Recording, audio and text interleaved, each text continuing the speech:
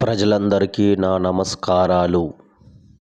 నేను మీ మంద శ్రీనివాసరావు, స్వతంత్ర అభ్యర్థి, అద్దంకి నియోజకవర్గం.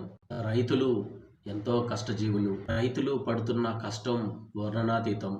వేకువజామున చలిలో కూడా నిద్రలేసి వారి యొక్క పనిముట్లు తీసుకొని పొలానికి వెళ్తారు. ఆ యొక్క పొలం వారు దేవుడిలా భావించి ఆ యొక్క పొలాన్ని కంటికి రెప్పలా కాచుకుంటాడు, పరిశీలిస్తాడు, పొలమంతా తిరుగుతాడు. ఆ పొలంలో కలుపు మొక్కలు తీసి పారేస్తారు. ఆ పొలానికి నీటిని సరఫరా చేస్తాడు, కష్టపడతాడు. ఏం బావళ్ళు ఒక చంటి బిడ్డకి ఏ విధంగా అయితే తల్లి సేవలు చేస్తుందో అదే విధంగా ఒక రైతు తన పొలానికి సేవలు చేస్తాడు. ఆ పొలాన్ని చుట్టుప్రక్కల ఉన్న గడ్డిని పెరికి వేస్తారు, పొలానికి నీరు పెడతారు, మొక్కలు ఏపుగా పెరగడానికి అనేక మందులు వాడతారు.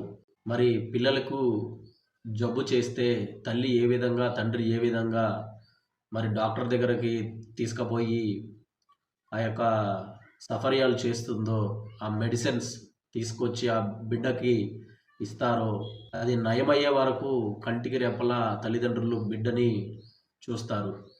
సేమ్ అదే విధంగా పొలానికి ఒక రైతు ఒక బిడ్డలాగా తెగులు పడితే, ఆ యొక్క పొలానికి తెగులు వస్తే ఆ యొక్క మందుల షాప్కి వెళ్ళి వివరించి నా పొలానికి ఈ విధంగా ఇది సార్ అని చెప్పుకొని ఆ విధంగా మందులు వాడతాడు. వారు ఏ విధంగా, ఎంత మోతాదులో, ఎన్ని రోజులు వాడాలి, ఎన్ని నీళ్ళల్లో ఆ మందు కలపాలి, ఎంత స్ప్రే కొట్టాలి, ఇవన్నీ కూడా తెలుసుకొని, ఒకటి అర్థం కాకపోతే పదే పదే తెలుసుకొని రైతు ఆ విధంగా పొలానికి మేలు చేస్తాడు. ఇన్ని చేస్తూ రైతు వస్తున్నాడు. ఇవంతా కూడా మనకి ఎవ్వరికి అర్థం కాదు, రైతుకే అర్థం. ఒక బిడ్డని ఏ విధంగా పెంచి పోషించి కష్టపడి తల్లిదండ్రి ఆ బిడ్డని చేతికి వచ్చేదాకా ఆ బిడ్డని కంటికి రెప్పలా కాచుకుంటారో అదే విధంగా రైతు నాణ్యమైన ఆ యొక్క మందులు వాడి పొలాన్ని రక్షించుకుంటాడు.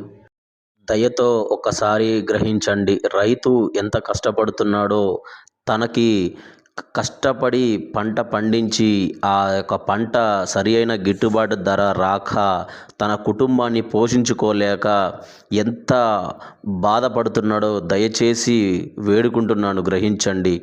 ఆయన అప్పుల బాధల్లో కూరుకుపోతున్నాడు రైతు.